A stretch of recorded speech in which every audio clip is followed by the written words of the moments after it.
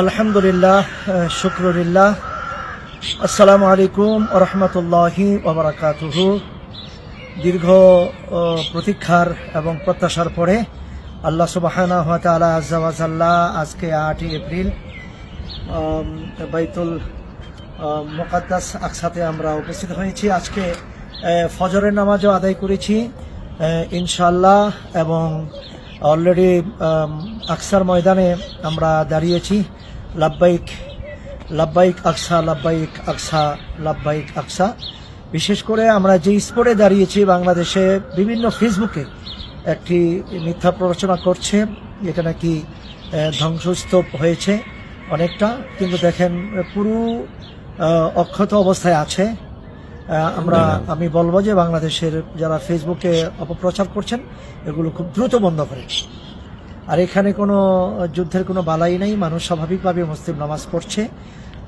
আর এই আকসা এমন একটি আকসা যে আকসা পৃথিবীর কোনো মানবরচিত সৃষ্টি নয়। এটা বহু হাজার হাজার বছর আগে সুলাইমান আলাইহিসসালামের মাধ্যমে, ওনার হুকুমে জিন সেই সাগরের তলদেশ থেকে পাথর এনে সংগ্রহ করে এই মসজিদুল আকসা তৈরি করেছেন। বিশেষ করে কোরআনে কারিমে স্পষ্ট আসছে যেটা মুসলমানের প্রথম কিবলা ছিল। কোনো কারণে নবী মুস্তাফা সাল্লাল্লাহু আলাইহি ওয়াসাল্লাম তার উপরে কোরআনে কারিম নাজিল হয়েছে, কদ নারা তাকাল্লুবা ওয়াজহিকা ফিস সামাই ফালানুওয়াল্লিয়ান্নাকা কিবলাতান তারদাহা, যে কিবলা পরিবর্তন হয়েছে। মসজিদে হারাম বর্তমানে কিয়ামত পর্যন্ত মুসলমানের কিবলা থাকবে। বিশেষ করে এই মসজিদে আকসা সম্পর্কে কোরআনে কারিমে সবে মেরাজের রজনীতে আল্লাহ পাক কোরআনে কারিমে সূরা বনী ইসরাঈলে বলেছেন, সুবহানাল্লাযী আসরা বিআবদিহি লাইলা মিনাল মাসজিদিল হারাম ইলাল মাসজিদিল আকসা।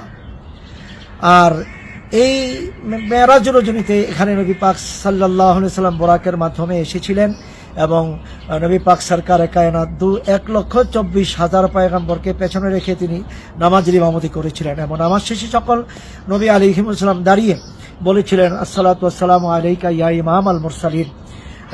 নবীজিকে বাদশাহ, ইমাম, প্রেসিডেন্ট হিসাবে সকল নবী মেনে নিয়েছেন।